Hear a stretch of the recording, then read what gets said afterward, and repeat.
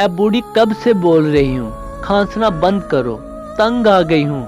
मैं तुम्हारी ये मनूस आवाज़ सुन सुन के मर क्यों नहीं जाती तुम। मेरे शोहर के सर से तुम्हारा बोझ तो कम हो। नादिया अपने बेटे को स्कूल के लिए तैयार करते हुए अपनी बीमार सास को बातें सुनाई जा रही थी। ये कोई आज की बात नहीं थी, रोज का मामूल था। 2 वक्त की रोटी इसके सामने डाल दी जाती और फिर सारा दिन इसकी बहू इसे सुनाती रहती। अपने अकलौते बेटे की शादी धूमधाम से इसकी पसंद की लड़की से करवाकर वो समझी थी कि अब बहू आ गई है तो सारा घर अच्छे से संभाल लेगी। वो बेटी की तरह बहू से प्यार करती। आहिस्ता आहिस्ता बहू का रवैया इनसे तब्दील होता गया। जब इन्होंने बेटे से शिकायत की तो बेटा बजाय अपनी बीवी को समझाने के माँ को सुनाने लगा कि आप तो हम पे बोझ ही बन गई हैं।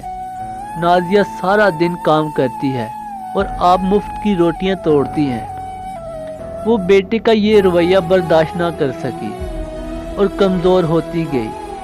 अगर बात यहाँ तक रहती तो ठीक था। एक दिन वो बेहोश पड़ी थी।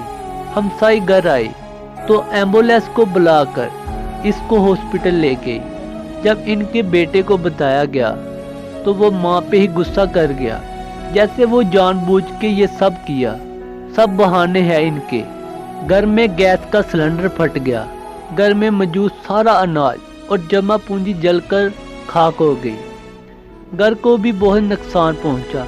नौबत फाकों तक आ गई। इस पड़ोस से लोगों की बातें सुनने को मिलती रही, जो कि माँ के साथ ऐसा सलूक करेगा तो अल्लाह का अजाब तो नाज़िल होगा ना। अब इसे एहसास हो रहा था कि इसने बीवी की बातों में आकर माँ के साथ अच्छा सलूक नहीं किया। इनके साथ बुरे सलूक की वजह से ही आज ये दिन देखने पड़ रहे हैं। वो माँ के सामने हाथ जोड़े बैठा था। आज वो अपनी गलतियों की माफ़ी मांग रहा था। माँ तो फिर माँ होती है। बेटे की आंखों में आंसू देखते फौरन माफ़ कर गई। नाजिया का रवैया भी अब पहले से बेहतर था। दिन रात मेहनत करके घर के हालात को भी मामूल पे ले आया था। इससे मालूम हो गया कि माँ की नाफरमानी करना बड़ा गुनाह है। वालिदैन की नाफरमानी करने वाले कभी भी खुश नहीं रह सकते। औलाद का फ़र्ज़ है कि वालिद के साथ अच्छा सलूक करे।